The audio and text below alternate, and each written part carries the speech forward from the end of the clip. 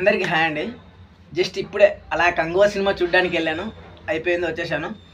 And Kanguva cinema అంతగా ఏం లేదు భయ్యా. కంగువా ఏ క్యా హువా అనే విధంగానే ఉంది సినిమా. నిజంగానికి చెప్పాలంటే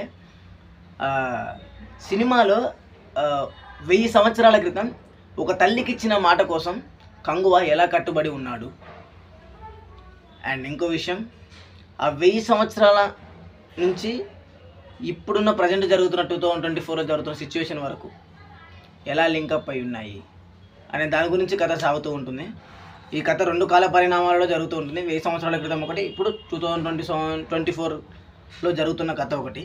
అలా 2 కథల్లో బేస్ చేసుకొని ఉంటుంది కథ సినిమా. అయితే ఈ సినిమా అంతగా ఏం లేదండి. చాలా చోట్ల లాగే ఇంకేం లేదు. చాలా చోట్ల లాగే ఉన్నాయి. ఈ సినిమాలో అంతకుమించి ఏం లేదు. అండ్ ఈ సినిమాలో hard work and great work అని చెప్పాల్సింది ఏమైనా ఉందంటే ఒకటి సూర్య గారి యాక్టింగ్. సూర్య అన్న నిజంగా ఇచ్చి పడేశారు యాక్టింగ్. ఎంతలా అంటే కొన్ని సీన్స్ ఉన్నాయి, సూర్య అన్నకి ఎలివేషన్స్, యాక్షన్ సీన్స్ ఉన్నాయి, మామూలుగా లేదు. ఉదాహరణకి ఒకటి చెప్తాను. ఆ క్రొకడైల్ ఫైట్ సీన్ ఉంటుంది, అది చాలా బాగుంది. అండ్ ఫారెస్ట్లో ఒక ఫైట్ సీన్ ఉంటుంది, అది ఇంకా ఘోరంగా, ఇంత గొప్పగా చేయొచ్చు అనే విధంగా కూడా ఉంటుంది. కొద్దిగా బాగానే చేశారు అది కూడా. అండ్ ఈ సినిమాలో రెండో విషయం, గ్రేటెస్ట్ థింగ్ ఏంటన్నా ఉంది అంటే ఒకటి సూర్య అన్న యాక్టింగ్, రెండోది art department, set department, costume department, makeup artist. నిజంగా వాళ్ళ వేషధారణ వల్లనే ఆ కొన్ని సీన్స్కి ప్రాణం వచ్చిందని చెప్పుకోవచ్చు. చాలా బాగా చేశారు. సెట్ డిపార్ట్మెంట్ కానీ ఏదైనా కానీ రియలిస్టిక్గా చూపించడానికి చాలా బాగా ట్రై చేశారు. చాలా బాగుంది కూడా. అండ్ ఇంకో విషయం ఏంటంటే సూర్య గారి యాక్టింగ్ బాగానే ఉంది. కొన్ని సీన్స్ దగ్గర ల్యాగ్ ఉంది. సినిమా ఓపెన్ చేయగానే ఫస్ట్ ఈ మన ప్రజెంట్ సిచ్యువేషన్లో జరిగే 2024లో జరిగే సీన్స్ ఒక 20 మినిట్స్ వస్తూ ఉంటాయి. లిటరల్గా చెప్పాలంటే అది రోత, చాలా పెద్ద రోత. అసలు ఏం లేదు అందులో. ఆ సీన్స్ ఎందుకు వస్తున్నాయి, ఎందుకు పోతున్నాయి అనేది కూడా అసలు ఎవరికి అర్థం కాదు. అరే ఏంట్రా బాబు, ఈ సినిమా ఇలా పోతుంది అనుకునే టైంలోనే ఆ సినిమా మీద ఉన్న హోప్స్ అన్నీ పోయాయి చాలామందికి. అండ్ ఇంకెవరి గురించి చెప్పాలనుకున్నాం, మ్యూజిక్, మన డిఎస్పి అన్న. నేను లిటరల్గా చెప్తున్నాను, సూర్య అన్న సినిమా చాలా రోజుల తర్వాత వస్తుంది అంటే ఎంత హ్యాపీగా ఫీల్ అయిపోయాను.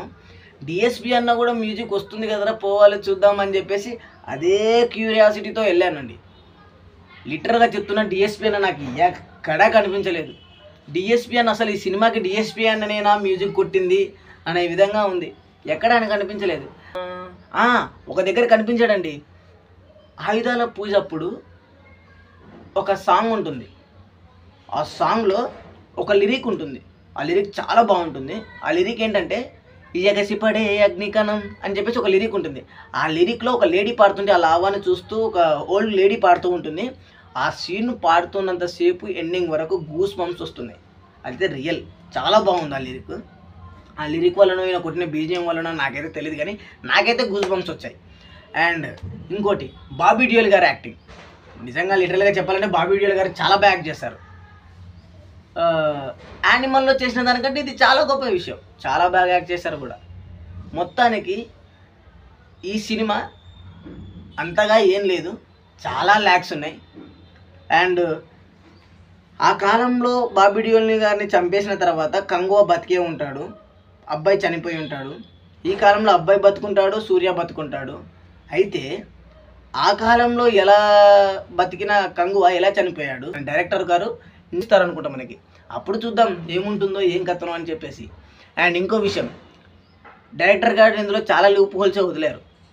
అక్కడ చనిపోయిన కంగువా ఎలా బతుకున్నాడు, ఈ కంగువాకి ఆ కంగువాకి రిలేషన్ ఏంటి, ఈ అబ్బాయికి అక్కడ చనిపోయిన అబ్బాయికి రిలేషన్ ఏంటి, వీళ్ళిద్దరికి గతం ఎలా గుర్తుకొస్తుంది, అండ్ అక్కడ ఉన్న సూర్య తమ్ముడు బాబీ డియోల్ కొడుకు కార్తిక్ గారికి ఇక్కడ ఉన్న కార్తిక్ గారికి ఎలా కనెక్షన్ ఉంది, ఆ కాలం వేరు కదా, ఈ మోడర్న్ కాలం వేరు కదా అని చెప్పేసి కొన్ని లూప్ హోల్స్ ఉన్నాయి. కానీ అవి నాకు తెలిసినంత వరకు పార్ట్ 2లో ఏమన్నా చెప్తారేమో, చూడాలి. నిజానికి డైరెక్టర్ మైండ్లో ఏముందో ఎవరికి తెలియదు కదా. ఏమోనండి, నాకైతే సినిమా అంతగా ఏం నచ్చలేదు. కొన్ని సీన్స్ ఓకే బాగున్నాయి, సాంగ్ మాత్రం నేను చెప్పాను కదా, ఎగిసిపడే అగ్నికణం అనేది ఆయుధాల పూజలో. ఆ సాంగ్ కొద్దిగా గొప్పగా బాగుంది, అంతకుమించి ఏం లేదు సినిమాలో పెద్దగా చూడడానికి. లిటరల్గా చెప్పాలంటే లాస్ట్లో పార్ట్ 2 కంగువా అని పడితే నా వెనుకలో ఉన్న వాళ్ళు లేచి వెళ్ళిపోతూ ఉంటే ఒక మాట నేను గమనించా, విన్నా కూడా. ఈ సినిమాని పార్ట్ 1 చూడడమే గొప్ప అనుకుంటే మళ్ళీ పార్ట్ 2 కూడా ఉందా, అయ్యి బాబోయ్ మన వల్ల కాదురా అనుకుంటే వెళ్ళిపోతున్నారు.